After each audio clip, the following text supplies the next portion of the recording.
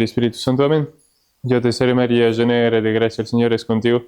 Bendita tú eres entre todas las mujeres y bendito es el fruto de tu vientre, Jesús. Santa María, Madre de Dios, ruega por nosotros pecadores, ahora y en la hora de nuestra muerte.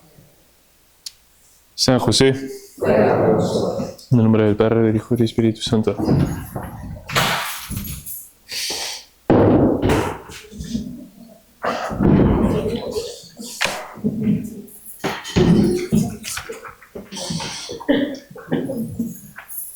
Bueno, entonces, el objeto de esta charla es estudiar un poco el aspecto canónico de las consagraciones episcopales que se vienen. Y hay dos razones importantes. La primera es que si el superior general de la fraternidad toma esa decisión, imitando a Monseñor Lefebvre, de pasar, por así decir, encima de la ley vigente de la Iglesia, no es que no nos importa, es que es una decisión sumamente grave, y especialmente hablaremos del tema de las penas canónicas, de la excomunión. La excomunión es una pena extremadamente grave, ¿no?, en la Iglesia. Entonces uno no se puede exponer a recibirla sin tener la certeza absoluta de que es injusta y sobre todo inválida. Y bueno, todos los comentarios que salen, se mezcla todo, cisma, excomunión, son cosas que están muy, muy delimitadas, definidas por la Iglesia, ¿no? Entonces, eso por un lado, y después, para saber contestar y defender, ¿no?, la postura de la fraternidad, no es que la fraternidad decide salir de la Iglesia y que no le importa más, no es que la excomunión, bueno, que nos importa ser excomulgado, no. Hay y veremos también el mismo derecho de la Iglesia abre la puerta a las situaciones excepcionales. No la puede definir la situación excepcional, porque por definición es excepcional, pero prevé que pueden existir. Bien. Entonces, para empezar, veamos rápidamente tres textos de citas de Santo Tomás de Aquino, que me muestra un poco cuál es el espíritu de la ley, porque estamos acostumbrados a un concepto de la ley humana, sobre todo, que es un absoluto, que es especialmente a través del Estado, que dirige nuestra vida de manera tiránica, y la ley, que dice Santo Tomás, dice, es una ordenación de la razón al bien común, es decir, a la vez es su grandeza, porque seguir la ley, una verdadera ley, nos lleva al bien común, es decir, a la virtud, a la santidad, pero al mismo tiempo es su límite. Es decir, que puede haber casos en que la ley no se aplique, y si uno la aplica, uno va en contra del bien común y en contra de su fin. Bien. El segundo texto es cuando Santo Tomás habla de la virtud de prudencia, la virtud que dirige nuestro obrar. Y Santo Tomás se pregunta, dice, la prudencia, la virtud de decidir lo que vamos a hacer, ¿es solamente del jefe o del súbdito? Bueno, puede decir, bueno, solamente el jefe y el súbdito obedece y no se hace ninguna pregunta. Y Santo Tomás dice, no. Dice, ciertamente, dice, al súbdito y al siervo no le compete regir y gobernar, sino bien ser regidos y gobernados. Y por eso, en ese aspecto, entonces, la prudencia no es virtud del siervo ni del súbdito en cuanto tales. Más, dado que todo hombre, por ser racional, participa algo del gobierno según el juicio de la razón, en esa medida le corresponde tener prudencia. ¿Qué quiere decir? El súbdito, en este caso, en la ley de la Iglesia, nosotros, no nos pertenece gobernar la Iglesia, pero sí nos pertenece gobernarnos a nosotros mismos. Y es decir, ver que en algún caso, si obedezco, hago mal, y hay veces que pasa, me tengo responsabilidad de no obedecer porque en ese caso la ley no se aplica. Bien. Tercer texto que bien importante es, dice Santo Tomás, si pregunta si hay casos entonces en que hay excepciones a la ley. Y dice, los legisladores, el que hace la ley, legislan según lo que sucede en la mayoría de los casos. Una ley está hecha para la mayoría de los casos. Entonces, hay una ley que dice el semáforo, cuando está rojo el auto se tiene que parar. Entonces, en la mayoría de los casos, 99% de los casos es así, hay que pararse y imprudente seguir. Pero si hay una ambulancia atrás, apuradísima, paso de rojo y la dejo pasar. Entonces, en ese caso, obviamente que no hay un cartel que dice, si hay una ambulancia por atrás, la pueden pasar. Pero yo puedo juzgar que efectivamente en ese caso la ley no se aplica, porque es un caso especial. Y eso siempre pasa. En todas las leyes pueden tener sus casos excepcionales. Entonces, observar punto por punto la ley en todos los casos va contra la equidad, es decir, la justicia, contra el bien común, que es el que persigue la ley. El legalismo no es ni sano ni católico. Hay siempre casos que uno juzga y dice, no, es una excepción. Bien, por tanto, y si mira, entonces, el ejemplo que da Santo Tomás es, si imagínense el que me presta un arma, dice Santo Tomás, una espada. Entonces, la ley dice que cada uno le tengo que devolver lo que es su arma, el de él, es su espada, me la prestó. Ahora, dice Santo Tomás, ese hombre a quien pertenece la espada, realmente es de él, viene, me la reclama, está loco y quiere matar a alguien. O sea, la ley me dice que se la tengo que devolver, ciertamente, pero en ese caso no voy a cumplir la ley, y si cumplo la ley, lo que dice la ley, estoy haciendo mal. Bien, entonces el ejemplo que da Santo Tomás, entonces en ese tipo de circunstancias, dice, sería pernicioso cumplir la ley a rajatabla. Lo bueno es que dejando a un lado la letra de la ley, seguir lo que pide la justicia y el bien común. La letra de la ley está hecho para el bien común. Bien.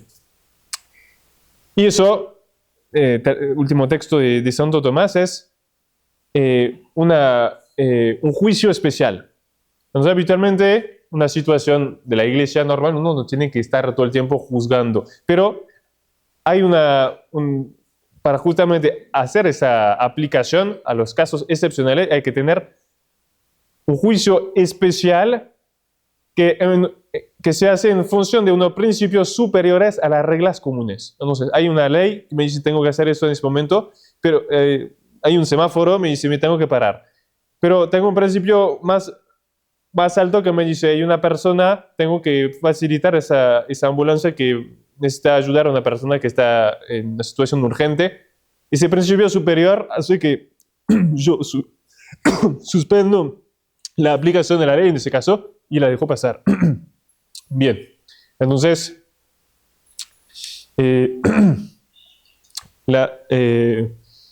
un juicio especial.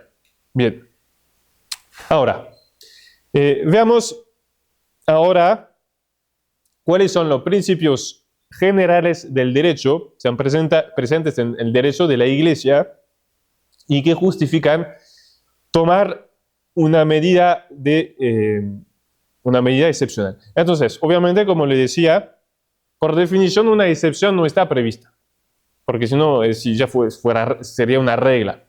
Pero sí en el derecho de la Iglesia hay distintos principios que permiten tomar medidas excepcionales cuando se dan situaciones excepcionales. La primera es la prioridad absoluta de la salvación de las almas. Entonces vamos a ver distintas citas dándose la referencia. Hay dos códigos de derecho canónico. Está el tradicional, que es de 1917. Después, Juan Pablo II hace una reforma en el 1983. Entonces, habitualmente en la fraternidad seguimos el código tradicional. Para algunas cosas seguimos, no entro en detalle, pero en algunas cosas sí seguimos la legislación más reciente, y sobre todo veremos cuando se trata de analizar las penas que el Vaticano puede pronunciar contra nosotros, lo van a hacer según ese código. Entonces, por eso interesante ver lo que dicen los dos. Pero, ¿cuál es entonces ese principio que lo que guía, ¿no?, todo el derecho de la Iglesia? Los laicos tienen derecho a recibir del clero, de conformidad con las normas de la disciplina eclesiástica, los bienes espirituales y en especial la ayuda necesaria para la salvación. Entonces, los fieles tienen derecho a recibir los medios de salvación de parte del clero, de los sacerdotes. Eso es muy importante porque, por ejemplo, cuando reclamamos la libertad para la misa tradicional, es muy distinto el planteo de decir, como hacen algunos grupos eclesiásticos, por ejemplo, que lo presentan, bueno, lo queremos para nuestro fiel un privilegio. No, es un derecho para cualquier cristiano, cualquier bautizado, cualquier cristiano, de tener acceso a la misa tradicional. Es un derecho. Y entonces, si lamentablemente lo vemos, la misma jerarquía impide el acceso a la misa tradicional, está lesionando un derecho estricto de todos los cristianos. Entonces, ese canon me ampara para decir, puedo asegurar a las almas, por más que me prohíban, la jerarquía no me puede prohibir de la misa tradicional. No me puede prohibir que los confiese de manera tradicional. No me puede prohibir que les dé los sacramentos auténticos. Bien. Padre, Sí. y antes del 1917, Entonces, antes, el código de 17 es obra principalmente de San Pío X, lo publica, se termina el trabajo después de su muerte, lo publica Benedicto XV. ¿Y qué hace? Antes se llamaban colecciones de cánones de decretos, muchísimos, y entonces el derecho de la Iglesia existe de la antigüedad, pero era muy difuso, había un poco legislaciones, colecciones de decretos un poco por todos lados. Entonces, lo que hace San Pío X no es hacer algo desde cero, resume todo en un solo código y también actualizando algunas normas. Entonces, sí, de esa manera. Bien, y el último canon, eso del código nuevo, dice: la salvación de las almas debe ser siempre la ley suprema en la Iglesia. Eso es el primer principio. La salvación, nada más, la Iglesia no tiene como fin de mantener una legislación exterior, está acá para salvar las almas. La segunda cosa, segundo elemento, es la noción de estado de necesidad. Entonces, el estado de necesidad no está tal cual definido en el derecho, precisamente porque en una situación puntual, excepcional, que es un estado debido a un mal o a una amenaza que impide hacer algo permitido o de abstenerse de hacer algo prohibido. Hay una ley que o me pide algo, me prohíbe algo, y por una amenaza, un problema, no lo puedo cumplir. Estoy en situación de necesidad. Por ejemplo, eso se aplica a muchísimas cosas. El día que están enfermos y no pueden cumplir el precepto dominical, no pueden ir a misa, están en estado de necesidad, que no hace falta que sea grave, pero suficiente para decir, en ese caso no voy a cumplir la ley de la Iglesia y soy capaz de juzgarlo yo, no hace falta que llame al Papa, que me diga, no, usted no hace falta que vaya a misa. Yo lo puedo juzgar. El estado de necesidad es algo que en el momento de actuar, imprevisto, pasó algo, aquello, el otro, yo puedo juzgar que no lo puedo cumplir, justamente por ese acto de juicio especial que nos decía Santo Tomás. Eso es importante porque se escucha dentro de los argumentos en contra de la fraternidad, no, pero el estado de necesidad lo tiene que declarar el Papa. No, por definición, exactamente lo contrario. Estoy en una situación que justamente la autoridad no tiene prevista. Entonces, si la autoridad ya lo organizó, ya no es estado de necesidad, ya va a adaptar la legislación a la crisis, pero justamente estoy en una situación en que no puedo, puede ser un montón de motivos, no puedo recurrir a la autoridad. Entonces, yo tengo que actuar, estoy en una situación ahí de emergencia, ¿qué hago? Bien, entonces estoy imposibilitado a cumplir la ley. Y eso implica una desobediencia exterior a la norma y por lo tanto a la voluntad del legislador, lo cual puede ser ya plasmada en la norma del código. Bien, o porque una ley, o recibe una orden que me dice hace esto, hace aquello, y llega a una situación excepcional, no lo puedo cumplir. Bien, entonces puede ser una necesidad física natural, entonces falta de fuerza en medios naturales, entonces no tengo una misa, vivo a 200 kilómetros de un lugar donde hay misa, estoy en situación de necesidad, no puedo cumplir el precepto dominical, me faltan medios. O puede ser un grave inconveniente. Tengo que ir a misa, pero la zona donde está la iglesia, hay una guerra civil y es justo en ese barrio y voy a arriesgar mi vida. ¿Tengo obligación de arriesgar mi vida para ir a misa? No, también necesidad. En estado de necesidad, tengo dispensa. Bien, eso en orden físico. Y mucho más eso se aplica en el orden espiritual. Bien, entonces, que por alguna circunstancia, si cumplo la ley, me viene un daño espiritual. Es el caso en que nos encontramos. Efectivamente, una ley, veremos en la iglesia que dice, para consagrar a un obispo hay que tener la autorización del Papa. Muy bien. Ahora, si no lo hacemos, vamos a privar para cuántas generaciones de almas de sacramentos. Bien, entonces, no solamente la puedo cumplir, pero tengo obligación, ¿no?, de no respetar esa ley para poder asegurar a esas generaciones de almas futuras los sacramentos. Bien. Y la Iglesia prevé casos, a veces de manera explícitas, y por ejemplo, en materia litúrgica. Entonces, si pasa tal situación, tal otra, entonces en la rúbrica del misal, al final está todo lo que pasa si hay un problema, qué hacer. Y entonces, eventualmente con excepciones. Bien, por ejemplo, ejemplo litúrgico. Habitualmente hay que dar el sacramento de bautismo con agua bautismal. Es una obligación grave. No se sacerdote que por negligencia dice, no me importa, uso agua normal de la canilla, sin que sea agua bautismal. El sacramento va a ser válido, no hay problema, pero está cometiendo un pecado grave y falta de respeto al sacramento. No cumplió la ley porque sí. Bien, ahora, estoy en un moribundo, no tengo tiempo, estado de inicio, agarro el agua que sea. Bien, entonces está previsto que en ese caso se suspende esa ley. Bien, materia de sacramentos también.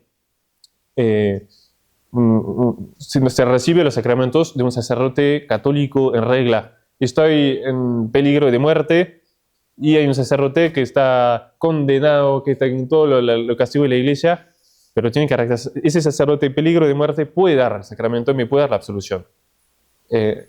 Situación de necesidad. Entonces, y podemos multiplicar los ejemplos así. La iglesia siempre prevé, sobre todo cuando se trata de salvación de las almas, prevé casos de necesidad. Bien, ahora, en nuestro caso, no es la salvación de un alma, es a nivel no solamente de toda la congregación, sino de toda la iglesia. Y de poder administrar, ascender y miles de fieles.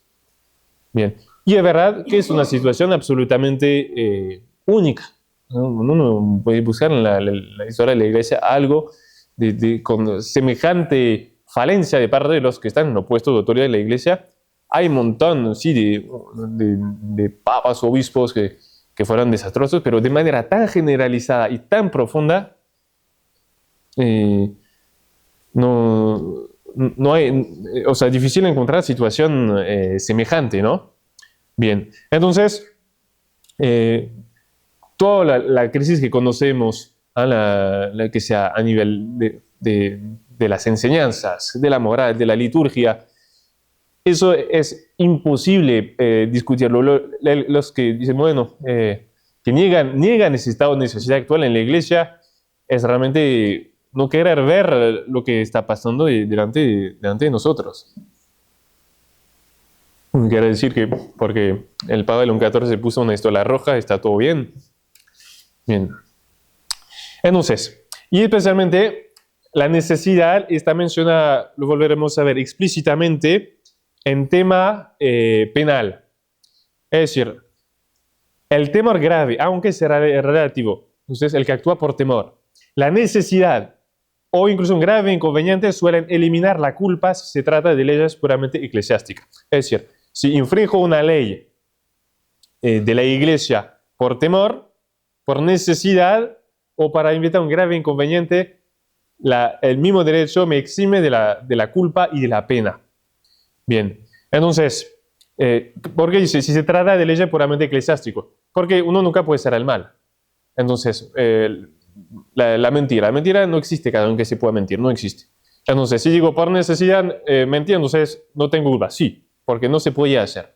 Entonces, todo el fondo, la argumentación de la fraternidad es decir, en sí mismo, consagrar obispo sin permiso del Papa no es un pecado. Lo es solamente a nivel de la ley eclesiástica. Bien, y que esa ley entonces pues, se puede suspender. No es un mandamiento divino. Si es un mandamiento divino, no hay manera de que haya un caso en que no se aplique. Claro, porque será una ley de Dios. Entonces toda la argumentación dice, no es una ley divina. Es una ley humana, eclesiástica, entonces, que normalmente en situación habitual es muy importante, porque las leyes de las iglesias son muy importantes, pero humana. Y cualquier ley humana, no sé si es Santo Tomás, tiene sus situaciones en que no se aplica. Bien. Entonces, veamos, ahora hablemos de esas penas eclesiásticas. ¿En qué consisten? Entonces, la iglesia, de parte del poder que Dios, nuestro Señor, le da a la iglesia, tiene el poder de hacer leyes y también el poder judicial. La iglesia siempre tuvo tribunales y tiene poder de juzgar. Bien, entonces, ¿qué es una pena? Una pena, el significado en término técnico, se dice una censura. Entonces, es una pena por la cual el hombre bautizado, delincuente, comete una falta y contuma, es decir, no se quiere corregir. Le llamaron la atención y sigue en el mal. Es privado de ciertos bienes espirituales o anejos a los espirituales hasta que, cesando en su contumacia, sea absuelto. Entonces, quiere decir que es un delincuente. Para recibir una censura hay que haber cometido, y no cualquier pecado, tiene que ser un pecado grave. ¿Y qué tiene efecto? Por eso, decía al principio, no es algo que uno puede tomar a la ligera. Si esa pena es válida, me priva de ciertos bienes espirituales. Vamos a ver cuáles. Que uno no puede, no es solamente una etiqueta. No es, la excomunión no es una multa. Tengo el papel que tal vez no hice la infracción, tengo que pagar, se acabó, es un papel. Bien, las penas eclesiásticas no son un papel, es algo que afecta al alma. Bien, y que sigue esa pena hasta que, cesando de su contumacia, es decir, renunciando a su pecado, reciba la absolución de su pena. Bien, ahí menciona el canon, los dos, tanto el 17 como el 83, dice, no se debe infligir las censuras, sobre todo las sentencia, vamos a ver, son las que se aplican de manera automática, sino con moderación y con circunspección. Bien, ¿por qué menciono ese canon? Porque, como ve con qué facilidad se nos amenaza sin ni siquiera escucharnos, bueno, no es el espíritu de la iglesia. Entonces, para que haya censura, que caiga esa sanción y tenga su efecto, tiene que ser un delito, es decir, una falta moral, externo, no se me interno, grave. Si no hay pecado mortal, no puede haber ningún tipo de sanción, de censura. Consumado y conjunto con contumacia, es decir, con terquedad. Bien. Bien, y en el otro código dice, toda persona es considerada inocente mientras no se pruebe lo contrario, que es el principio general del derecho, pero que nunca, o sea, que en la circunstancia uno ve lo mismo, esa persecución que uno ve contra nosotros, y veremos, vamos a analizar un poco cómo lo sancionaron a Monseñor Lefebvre en 88, y tiene una presunción de culpabilidad que es en contra del derecho básico, ¿no? Bien. Y nadie puede ser castigado a no ser que la violación externa de una ley o precepto que ha cometido le sea gravemente imputable. Tiene que haber falta grave. Bien. Por dolo, por culpa, es decir, cuando se habla de dolo en derecho canónico es una voluntad asumida de pecar. Bien, entonces, eso quiere decir que la simple buena intención de cualquiera saca toda posibilidad han de recibir una censura. Bien.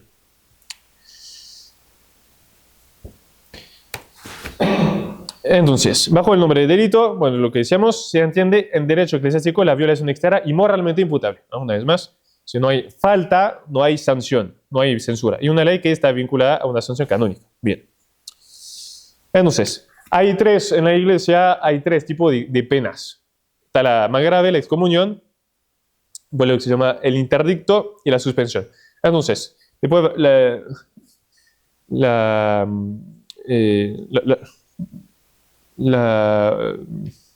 sí, ya lo voy a detallar ahora. Entonces, la suspensión, empezando por la última, es una pena que se aplica exclusivamente a los clérigos. Entonces, que consiste en prohibir a un clérigo, a un sacerdote, que dé los sacramentos, que disfrute que goce los derechos de su estado, y puede ser más o menos amplia. Bien, Monseñor Lefebvre, para ver que también es un tema en la fraternidad que es una línea muy clara que seguimos desde 50 años. La primera pena que recibe la fraternidad, o Monseñor Lefebvre más exactamente, en el 75, Monseñor Lefebvre le pronuncia la suspensión, ¿no? Porque entonces suprimen injustamente la fraternidad. Entonces Monseñor Lefebvre dice: yo sigo el seminario de Con. Entonces decide, no se sigue la vida del seminario. Hay ordenaciones previstas para junio del 76, más bien. Hay una orden expresa de Roma que prohíbe hacer las ordenaciones. Monseñor Lefebvre sigue haciendo las ordenaciones. Bien. Entonces, el interdicto es otra pena un poco distinta, que hoy en día no se usa mucho. En la historia era algo mucho más frecuente. Es una pena colectiva. Es interesante porque, vamos a ver, la excomunión no puede ser un castigo colectivo. El interdicto sí. ¿En qué consiste? Consiste en prohibir, puede ser una comunidad, una zona geográfica, un grupo de personas, que se administren los sacramentos. Entonces, no expulsa de la comunión de los santos, la excomunión expulsa de la iglesia. El interdicto no, pero sí prohíbe que se administren los sacramentos. En la historia era frecuente, o sea, relativamente frecuente, por ejemplo, un rey que tiene tal o cual mal comportamiento, tal o cual falta. Entonces, el Papa dice: mientras por ejemplo, caso de problema, irregularidad matrimonial del rey, o sea, el Papa dice: hay interdicto en el reino hasta que regularice tu situación. Interdicto, entonces, que dice: en todo el reino no se podía administrar ningún sacramento público. Era terrible, y sigue en teoría existiendo. No se da misa pública, la iglesia cerrada. Los únicos sacramentos son los más urgentes. Se puede confesar afuera, en la puerta de la iglesia, y sacramentos para moribundos y nada más. Entonces, eso es el interdicto. Bien, y la excomunión. La excomunión, entonces, que la más grave, vamos a ver, que expulsa de la comunidad de los fieles. Entonces, lo que es muy importante es que la excomunión es una sanción que afecta solamente a personas físicas. Y eso es importante porque vamos a ver que, yo no sé qué va a pasar después del 1 de julio, pero la manera con la que van a pronunciar esa excomunión, vamos a ver, hay una sola manera de que eventualmente alcance a los fieles. Porque no se puede decir, bueno, todos los fieles de la fraternidad son excomulgados porque la fraternidad consagró obispo. De esa manera no se puede. Hay una manera de hacerlo, veremos, pero bien. Entonces, si es porque corresponde la pena a un delito. Entonces, supondría que cada uno de lo que gente que va a misa cometió un pecado mortal suficientemente grave para merecer la excomunión. Es una pena personal. Bien. Entonces, el interdicto puede ser una comunidad. El interdicto puede ser un lugar también. Bien. Entonces, la excomunión, dice en el Código de 1917, es una censura por la cual alguien queda excluido de la comunión de los fieles, con los efectos que se enumeran en los cánones siguientes, que son estos. Resumido, ahí van a ver que sí es una pena gravísima. Entonces, el excomulgador no puede recibir los sacramentos.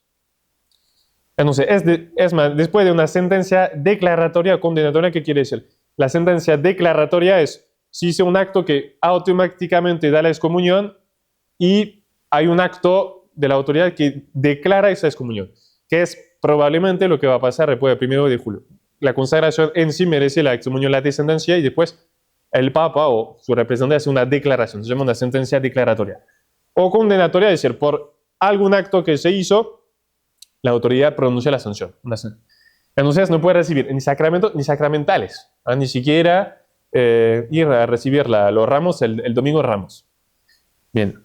Y ni siquiera la sepultura eclesiástica. Eso eran las normas tradicionales. No puede ser sacerdote confeccionar ni administrar lícitamente los sacramentos y sacramentales. Si somos excomulgados de verdad, tenemos prohibición absoluta de administrar ni sacramento ni sacramento. No le puede dar ni una bendición. Y no participa de las indulgencias de los sufragios en la oración pública de la iglesia. No aprovecha las oraciones en la misa. Cada misa, que son un mar de gracia que cae sobre las almas, uno queda excluido de eso. Entonces, es algo muy grave. Bien, y en el nuevo código es, con otro término, pero aproximadamente lo mismo. Entonces, no puede celebrar la misa, no puede recibir los sacramentos, no puede tener parte activa en las celebraciones, desempeño oficio, etc. Bien. Entonces, la pena hay dos, puede ser, se dice, late sentencia, es decir, son algunos actos que la iglesia prevé sin que nadie diga nada, uno queda excomulgado. O ferrende sentencia, es decir, son actos que hay que pronunciar la sentencia. Entonces, ¿qué son? Por ejemplo, muy restringido los casos de esa ascensión late sentencia. Sacrilegio eucarístico. Entonces, romper un sagrario, robar el copón, excomunión, late sentencia. Un sacerdote que quebranta el secreto de confesión, lo mismo, excomulgado, late sentencia. O ese caso, un obispo que consagra un otro obispo sin permiso del Papa, late sentencia. Un atentado contra el Papa, late sentencia también. Y eso no nos interesa y hay que analizarlo, el pecado de apostasía, herejía o cisma. El católico que públicamente, tiene que ser externo y público, abandona la iglesia católica, yo me voy a la secta que está allá, en los testigos de Jehová, me voy a la iglesia ortodoxa y se hace miembro, no solamente que va de curioso, se hace miembro, pecado público, mortal, de apostasía y a la herejía o cisma, excomulgado también. Entonces por eso vamos a ver, hay que bien ver eso, porque la única manera de que la excomunión alcance al fiel es decir, pero tiene que ser así, es decir, la fraternidad de San Pío X no es más católica, es cismática, es otra religión. Y entonces, claro, si yo soy católico y voy a la misa de la fraternidad de San Pío y yo me hago el efebrista, ya estás en otra religión. Eso quiere decir. Bien. Entonces, veamos ahora cuáles son esas penas que fueron pronunciadas o que eventualmente no pueden ser pronunciadas contra nosotros después del 1 de julio. Entonces, hay que bien delimitar. Todos son temas, el derecho canónico es muy preciso. Entonces, no es excomunión por allí, cisma por allá y miles clemontó. No, las cosas son muy delimitadas. Y los periodistas nos suelen decir cualquier cosa al respecto. Entonces, la primera pregunta, si nos preguntan en la sanción, entonces, poniéndome en la mente del juez que tiene que juzgar ese delito, hay dos delitos posibles, que son dos cosas distintas. Entonces, hemos visto si el acto público externo del cisma merece excomunión. Entonces, hay, primero, ¿quién? Los miembros de la fraternidad, los obispos, los fieles, están cometiendo un delito de cisma. Primera pregunta. Y el otro delito posible, pero eso es muy, muy restringido. Esa desobediencia, ese canon que dice que es prohibido que un obispo consagre a otro obispo sin permiso del Papa. Entonces, es otro delito. Pero eso es muy restringido porque en sí, que un obispo consagre a otro obispo, que ustedes vayan a misa donde un obispo desobedeció al de conseguir otro obispo. En teoría, ¿no? No les afecta. Entonces hay que asimilar, y vamos a ver que lo hace de manera absolutamente gratuita, que eso sí o sí es cismático. Y entonces que al mismo tiempo es un acto de separarse de la iglesia. Pero eso es absolutamente gratuito. Bien, entonces, veamos los dos posibles casos por separado. Primero, podemos ser acusados, puede haber pecado grave de cisma que nos haga o a los miembros, a los fieles, a quien sea, hacer que se pronuncie la excomunión. Entonces, dice el código que el que se niega a someterse al sumo pontífice o rehúsa comunión con los miembros de la iglesia a él sujetos es cismático. Bien. O, dice el nuevo, ese rechazo de la sujeción al sumo pontífice. Me interesa especialmente esta porque esa definición es letra por letra, palabra por palabra, la definición que Santo Tomás de Aquino da en la Suma Teológica, la definición del cisma. Entonces, hay que ir para bien entender en qué consiste esa negación a someterse al sumo pontífice y rehusar la comunión con miembros de la iglesia. ¿Qué dice Santo Tomás? Entonces, el texto donde saca esa definición. Dice, primero, Santo Tomás analiza el cisma. Cisma, no, antes de ser una categoría jurídica, es un pecado. Entonces, Santo Tomás lo estudia en los pecados contra la caridad. Santo Tomás estudia las virtudes siempre y después los pecados opuestos a esa virtud. Entonces, estudia la caridad y todos los distintos pecados contra la caridad.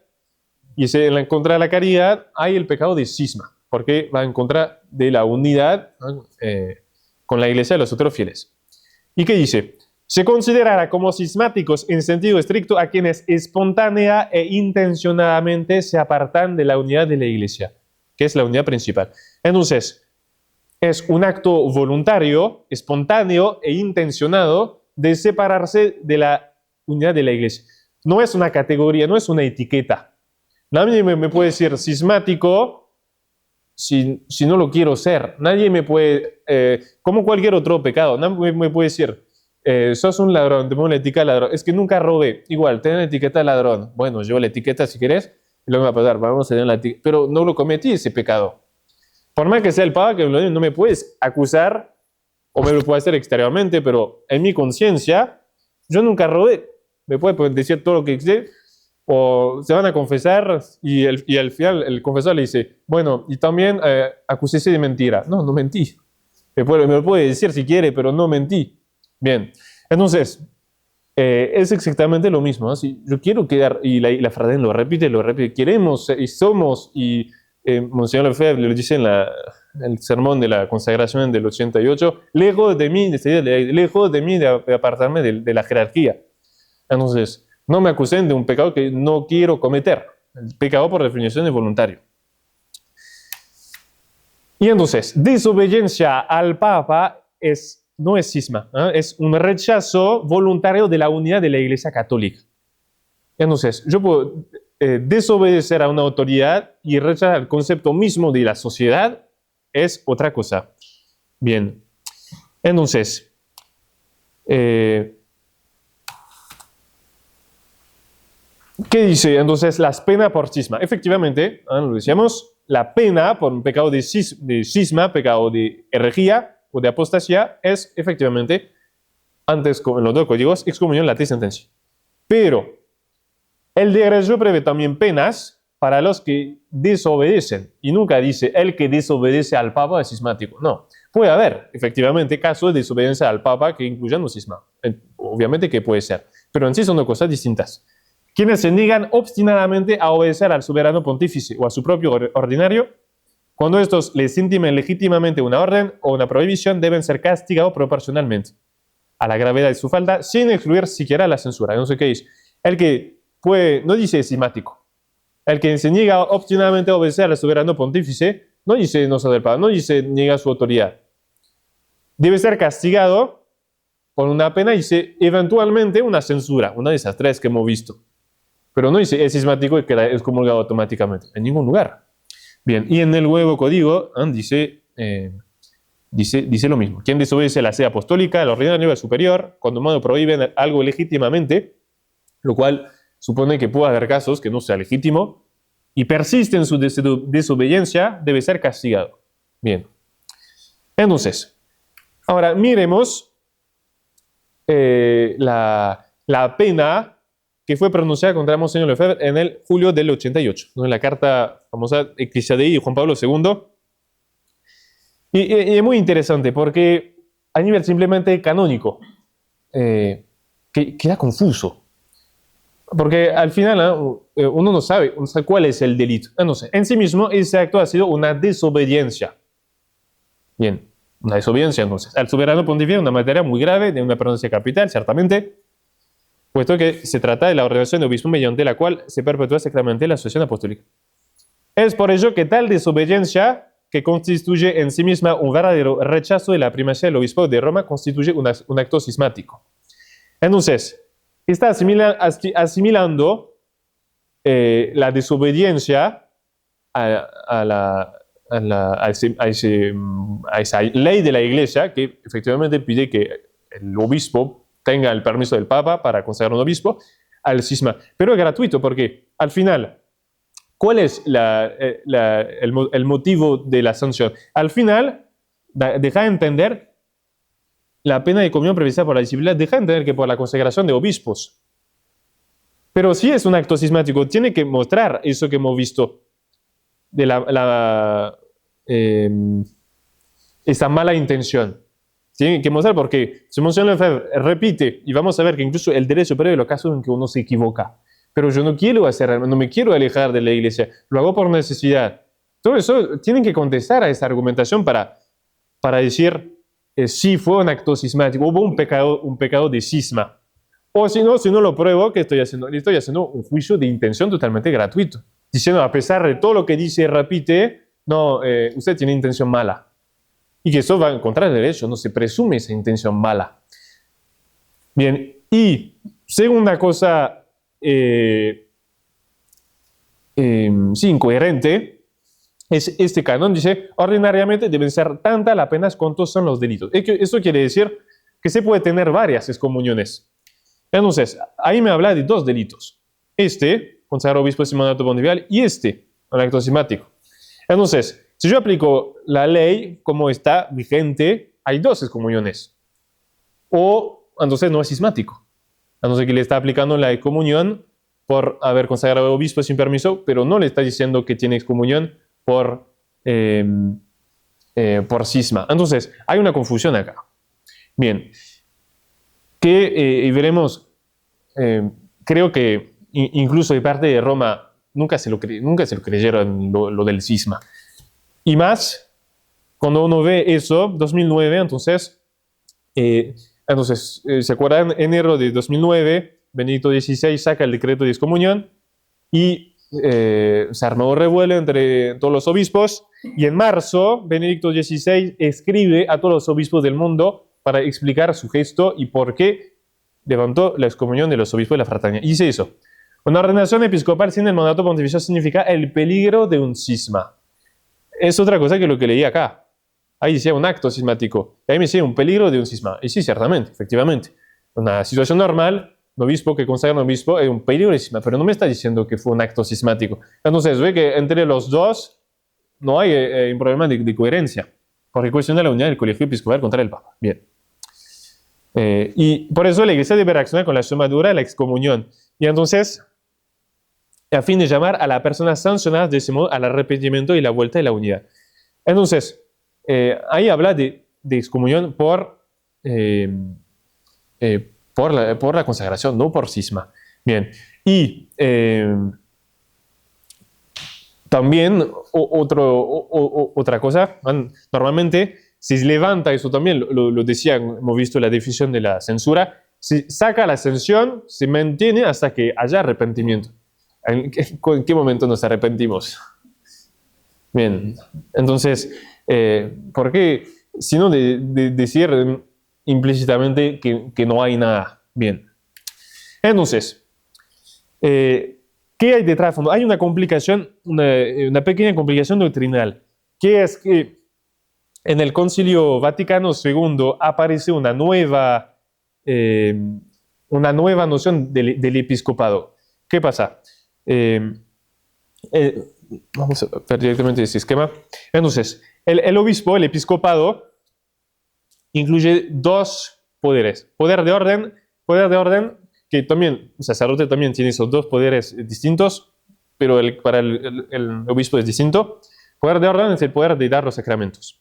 Entonces, específicamente, entonces, para el obispo es la plenitud del poder sacerdotal, entonces que le permite dar la ordenación sacerdotal y la confirmación, ¿no?, de manera habitual.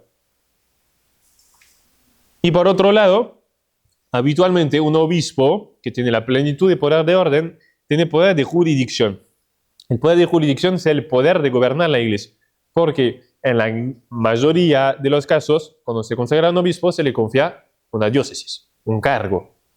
Bien, entonces, para recibir el poder de jurisdicción, solamente el Papa se lo puede dar. Es la definición del poder del Papa. El Papa, que es el que tiene el poder de jurisdicción, es decir, de gobierno universal en toda la iglesia. Es su definición. Y entonces, cuando confía una diócesis a un obispo, le delega una parte de su propia autoridad.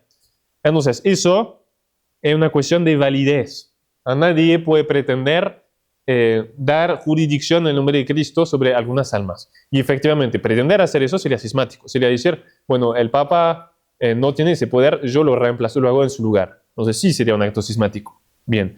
Y entonces lo hace mediante lo que se llama la misión canónica. Entonces, que da ese poder al obispo. Y es muy interesante que se considera habitualmente un obispo nombrado, todavía lo nombran, recibe su misión, y a veces hay una demora, no es que al día siguiente lo consagran, pasa un par de meses. Se considera que ya tiene el poder de jurisdicción antes de tener la consagración episcopal. Entonces, el tiempo que puede demorarse la consagración y ya tener poder sobre su diócesis. Bien, aunque obviamente sería muy raro que se prolongue ese tiempo. En lo normal, que el que tiene poder de jurisdicción de la diócesis tiene el poder de orden correspondiente. Pero para el poder de orden es muy distinto. ¿Qué es lo que asegura la validez? Es el sacramento, la consagración misma, el rito. Y el Papa se reserva, dado la importancia del asunto, de autorizar o no quiénes son. ¿Qué pasa? En muchos casos las dos cosas se mezclan. Es decir, al mismo tiempo que autoriza, da la misión canónica. Pero las dos cosas se pueden separar. Y no hay ninguna razón que no lo puedan, porque de hecho hay casos que no lo son. Bien, entonces, ¿qué pasa? Eso es la doctrina tradicional. Miremos acá primero, en el 17, los obispos son los sucesores de los apóstoles, en la institución divina están al frente de las iglesias particulares, de la diócesis, que gobiernan en virtud de un poder ordinario bajo la autoridad del pontífice romano. Bien, el pontífice romano nombra libremente los obispos. ¿Qué dice en el 83? Es la aplicación de un texto del Concilio Vaticano II en realidad. Por la consagración episcopal, junto con la función de santificar, que es el poder de orden, dar los sacramentos, los obispos reciben también las funciones de enseñar y regir. Entonces, ¿qué está diciendo? Da a entender que el poder de jurisdicción, el obispo lo recibe cuando recibe la consagración episcopal. Es absolutamente nuevo. No hay absolutamente nada en la tradición que lo diga. ¿Y qué está de trasfondo? Es la doctrina que se llama la colegialidad. La doctrina tradicional dice hay una sola primacía en la iglesia, que es el Papa, que recibe delegación de Cristo. Vaticano II introduce, como siempre, introduce la idea de decir sin decir que hay un otro sujeto del poder, que es el colegio de los obispos. Y entonces, para introducir un modo de gobernar democrático en la iglesia, entonces tengo el Papa, efectivamente, pero al lado tengo una otra entidad, que es el conjunto de todos los obispos. ¿Y qué pasa? Si yo digo que cuando recibe la consagración, ¿por qué digo que dicen que reciben algo de poder de jurisdicción? Porque se hacen parte de ese colegio episcopal que tiene algo directamente de nuestro Señor de autoridad sobre la iglesia. Entonces, es la idea de la colegialidad. Eso es absolutamente contrario a la tradición, ¿verdad? Cuando se habla del colegio de los apóstoles, es un poquito particular, porque los apóstoles, además de ser obispos, son apóstoles, que es otro título, es otro poder que solamente ellos tienen de fundar la iglesia. Como obispos, los obispos no forman un cuerpo moral en la iglesia. Tienen una unión moral, se pueden reunir en concilio bajo la autoridad del Papa, pero no hay una institución en la iglesia que es el cuerpo de los obispos y que tenga alguna autoridad. No, tiene una unión espiritual nada más. Bien, entonces, ¿por qué es importante eso? Porque el fundamento de los que nos acusan de cisma es esa moderna. Claro, si yo digo que la consagración episcopal da el poder de jurisdicción, efectivamente mi consagración episcopal sí o sí es cismática. Pero eso es absolutamente contrario a la tradición. Bien. Entonces, cisma descartado. Queda el segundo caso de la desobediencia por consagrar un obispo sin permiso del Papa. Entonces, efectivamente, el derecho dice, la consagración episcopal está reservada al pontífice romano. De suerte que no está permitido a ningún obispo consagrar a alguien como obispo sin que tenga primero conocimiento del mandato apostólico, que lo autorice a ello. Bien, y lo dice lo mismo en el otro. Ese canon primero está clasificado dentro de los distintos delitos, no está puesto junto con... hay un título en el código, que son los derechos contra la unidad de la iglesia, no está acá. Y después vamos a ver que es una medida eclesiástica totalmente normal, una situación normal, pero que históricamente aparece muy explícita así en el siglo X, XI. Entonces, no es que antes el Papa se desinteresa, pero que si hay una ley es algo relativamente, siglo X en la Iglesia es tardío, ¿no? Bien. Y entonces, hay algo muy interesante que, entonces, en el Código de 1917, ¿qué dice San Pío X y Benedicto XV acerca de ese delito? Dice, el que consagre a otro obispo sin mandato apostólico y el que lo asistan, ese obispo queda, dice, no excomulgado, dice suspendido. Entonces, esa era la otra pena que le decía, que prohibición de ejercer. ¿Qué quiere decir? Porque en el mismo código dice, cisma es excomunión. Entonces, ahí, evidentemente, en la mente del código 17, la consagración de obispo sin mandato pontifical no está asimilado al cisma. Sino diría, es un acto cismático y es excomulgado. Entonces, es una pena menor. Entonces, en 1917, evidentemente, la legislación no lo asimila al cisma. ¿Qué pasó?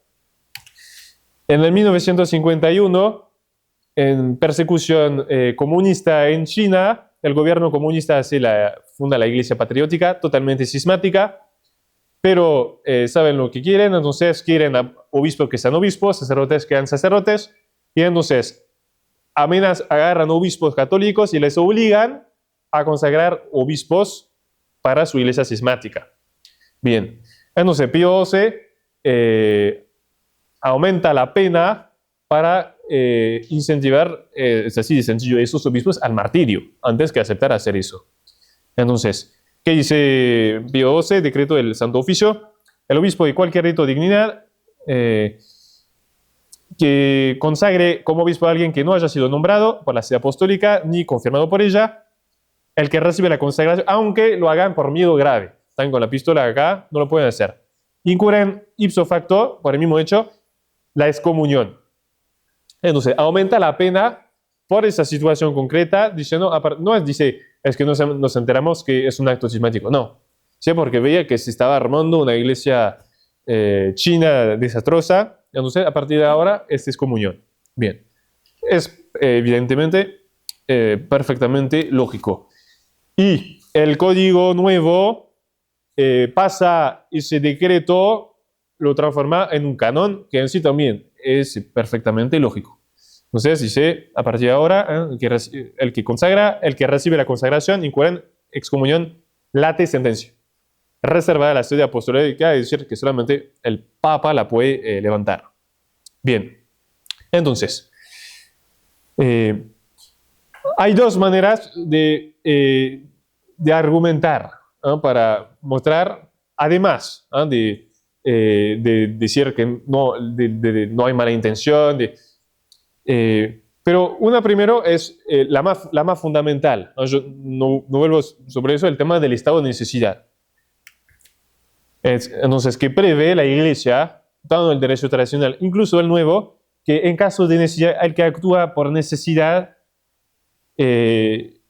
o para evitar un grave inconveniente, evita la culpa y entonces la pena, porque si no tengo culpa, si no tengo falta, no tengo pena. Bien, eso con ese canon ya está. Bien, pero ahora, si yo quiero decir, bueno, el que dice o que niega el estado de necesidad, pues están equivocados, o incluso lo hacen de mala fe. Bien, miremos lo que dice el código.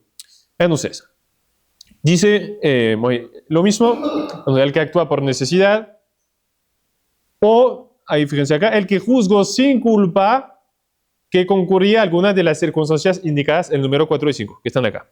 Quiere decir, el que juzgó que había estado de necesidad, pero en realidad no había. Está todo bien en la iglesia. No lo habían visto, pero está todo bien. Me equivoqué. Pasa lo mismo. No queda sin juicio a ninguna pena. Sale con todas las letras. Entonces, sigue el que nos sugiere y dice, no, pero lo hacen de mala fe.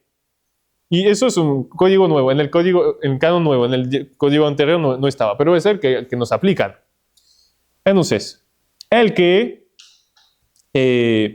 actuó coaccionado por medio grave, aunque lo fuera solo relativamente, o por necesidad, y está haciendo algo intrínsecamente malo. Es decir, el que cometió un delito, que es un pecado sí o sí, pero lo hizo por necesidad. El que no dice, consagro obispo, no hay caso que se pueda. Intrínsecamente malo. No lo es, pero suponiendo. O el que se equivoca culpablemente, es decir, analizó mal la situación, que concurría en alguna de las circunstancias, que era el estado de necesidad, por ejemplo. Entonces, yo digo, juzgo que hay estado de necesidad, no te equivocaste. Te equivocaste, pero es tu culpa, porque analizaste mal la situación y tenía que analizar bien. ¿Qué pasa en ese caso? El infractor no queda eximido de la pena, pero se debe atenuar la pena establecida. ¿Qué quiere decir? Quiere decir que no se aplica la pena automática. Entonces, que la autoridad en ese caso dice, bueno, por eso la pena no se aplicó y pronunciar una pena menor, dice, por ejemplo, una penitencia en su lugar. Entonces,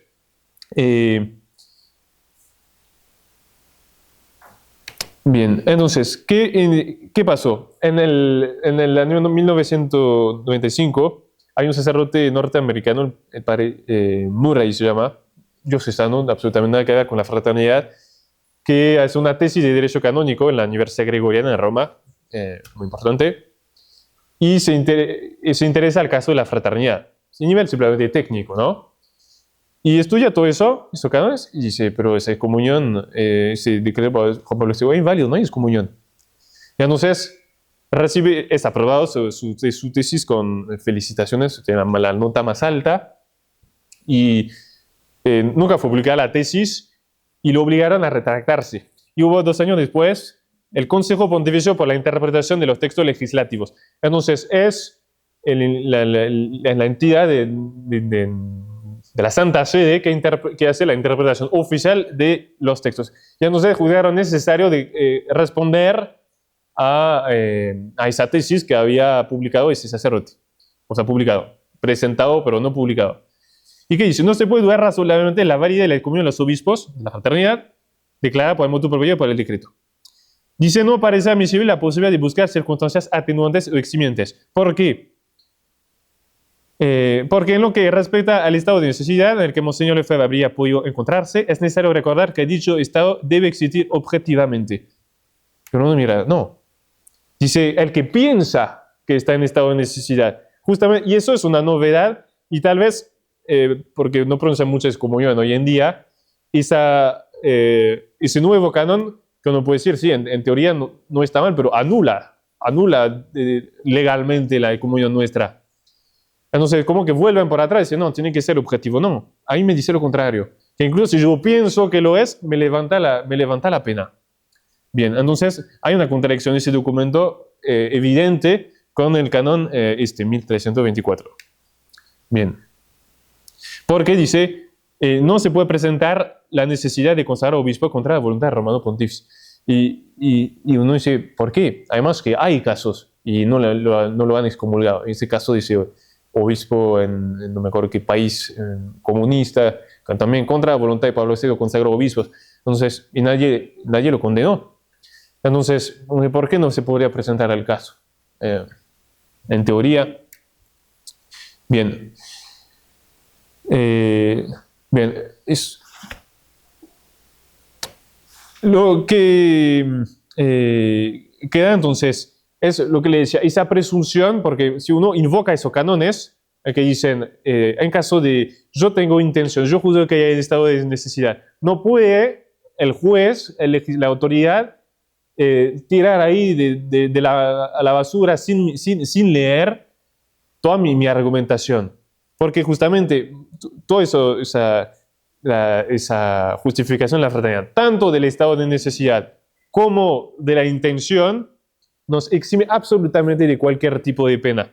Entonces, tendrían que en un juicio o en un documento mostrarnos que porque toda lo que decimos de la situación de la iglesia, que no hay estado de necesidad, y mostrar y probar que tenemos mala intención. Si no, se llama un juicio de intención. Bien. Entonces dice el canon también, añade ilícito lesionar ilegítimamente la buena fama de que alguien nos ayuda al derecho de cada persona a proteger su propia intimidad. Bien, entonces la Monsieur Lefebvre, esa presunción de mala intención es absolutamente curiosa. Bien. Pero, además, bueno, el argumento central es eso, del canon antiguo dice la necesidad. Y de hecho, bueno, eso para contestar, hemos visto esos cánones, para él que está en la lógica de decir, bueno, aplicamos la ley, está todo bien, pero, y el padre de Pallarani siempre, desde que hizo el anuncio, trata de, cada vez que viene la respuesta canónica, que el derecho, que el canon, dice, no, es eso el problema. No es una cuestión de aplicar un reglamento, no es una cuestión de la terrible estado de la iglesia, del desastre que están haciendo, dejando que se pone todo tipo de error sobre la fe, sobre la moral. Es eso, necesidad.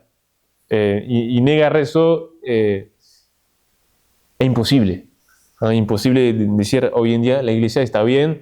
Es imposible decir el Papa y los obispos están predicando la fe como corresponde. No, es absolutamente indefendible. Bien, y solamente con eso en sí es más que suficiente para justificar que se tome esa medida. Así que eso lo principal. No sé si hay alguna duda antes de ir a otros eventos. Bien, hacemos la oración.